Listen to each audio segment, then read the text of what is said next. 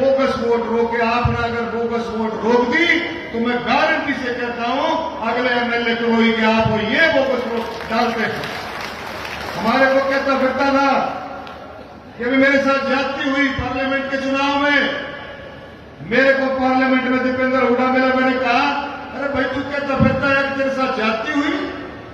अरे ज्यादती तो बोगस वोट तो तुमने डलवाए, कलोई में डलवाए, महम में डलवाए, बेरी में डलवाए, तो कसर नहीं छोड़ी। और मैं कहा दीपेंद्र जी अगर चुनाव साफ सुथरा चुनाव होता, अगर बोगस वोट तुम नहीं डलवाते तो कम से कम 1.5 लाख से 2 लाख वोटों से दीपेंद्र हारता। ये किसका? 36 बरादरी के आशीर्वाद से, किसान, मजदूर, गरीब, दलित, बैकवर्ड, आप सबके आशीर्वाद से ये काम हो रहा था।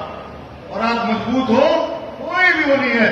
आप देखा मनीष ग्रोवर जी जैसे कह रहे थे, सतीश नांगल जी कह रहे थे कि अब इसने क्या किया।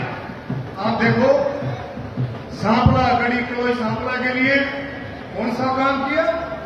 अरे छोटे से बात थी, 10 साल चीफ मिनिस्टर रहे, मुख्यमंत्री रहे, एक सब डिवीजन की बात, एक सब डिवीजन तक भी नहीं बढ़ा सके। यहां पर एसडीएम नहीं बढ़ा सके, डीएसपी नहीं बढ़ा सके, और सब डिवीजन भी किसने बढ़ाया? मुख्यमंत्री मनोहर लाल खट्टर जी ने, भारतीय जनता पार्टी की सरकार ने सब डिवीजन बढ़ाया। और कह रहे भाई किसानों के लिए मुआवजे की बात अभी बात कर रहे थे। भाई किसानों के लिए पानी की बात है, कहीं पानी नहीं और कहीं भाई पानी खड़ा है। आप ये देखें तो छोड़ दो, ये तो सरकार हमारी कर ही रही है। आप देखें इस इलाके को कंट्रोल जोन में डाल दिया, कंट्रोल जोन में डाल दिया, यानी कि आसपास आप एक छप्पर भी नहीं डाल सकते। ऐसा काम भूपेंद्र हुड्डा की सरकार ने किया। तो मैं कहता रहा अभी क्या है, परिवारवाद की राजनीति, अपने बेटे के सिवा कुछ दिखता नहीं है, कुछ नहीं दिखता है। अब सिर्फ एक ही मिशन है कि कैसे मैं अपने बेटे को आगे बढ़ाऊंगा, कोई मिशन नहीं। जाति पाति परिवारवाद या आप लोगों ने समझ करके इस बात को पकड़ना है। आप देखो सांपले वाला, ये बेरी रोड जो सांपला से बेरी रोड जाता है, अरे रोकने में बाद में बता लेगा, अरे रोके ना ढोलगढ़ में। ये सांपला बेरी रोड कितनी कैजुअलिटीज, मेरा घर पत्रकार बता सकते हैं कितनी कैजुअलिटीज हुई इस पर। इसकी तरफ कोई ध्यान नहीं दिया। बार बार एक ही बात कहते थे, जब आप बात रखते थे, मैंने अपनी सरकार में भाई इंजीनियर से पूछ लिया है, पीडब्ल्यूडी से पूछ लिया है, भाई संभव नहीं है। अब कैसे संभव हो गया? हम मोदी जी के नेतृत्व में, गडकरी जी के नेतृत्व में, मुख्यमंत्री जी के नेतृत्व में आप कैसे संभव हो गया? काम चालू है कि नहीं है? अब कैसे संभव हो गया? तो ये सोच है, लोगों के प्रति सोच है, उस परिवार की आपके प्रति कोई सोच नहीं रही।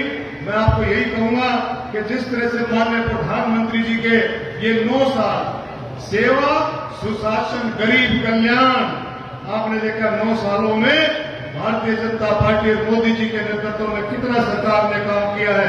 हरियाणा में 8.5 साल में कितना काम हुआ है।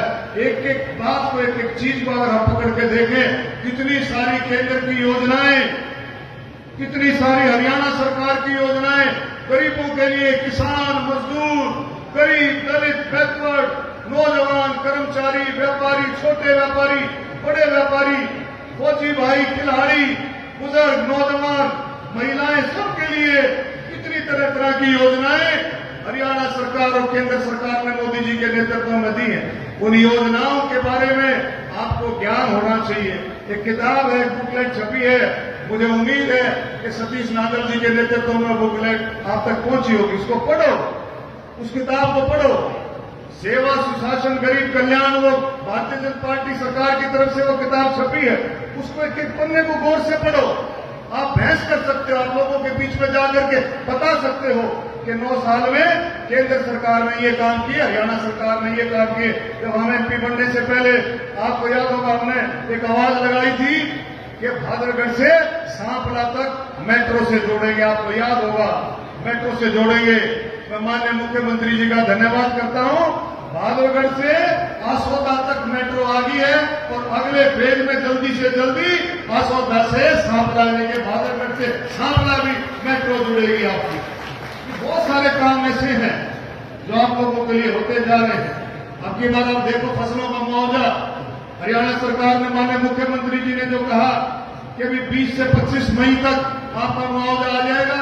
मेरे ख्याल में 30 तारीख से पहले आपका मुआवजा आ गया। जो पीछे जो ओले पड़े थे, कुछ बेमौसमी बारिश हो गई थी, जब उसमें सारा काम जो है आप लोगों का, वो मैं फिर से यही कहता हुआ आप लोग मजबूती के साथ बहुत अच्छे तरीके से आगे बढ़े।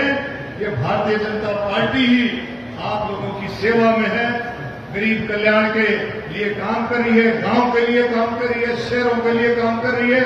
और मेरी आपसे यही प्रार्थना है, एकजुट होकर के आप लोग कंधे से कंधा मिला करके इस पार्टी को, जो भारतीय जनता पार्टी को आगे बढ़ाएं। धन्यवाद। जय हिंद। भारत माता की। बहुत बहुत धन्यवाद डॉक्टर अरविंद शर्मा जी। भारत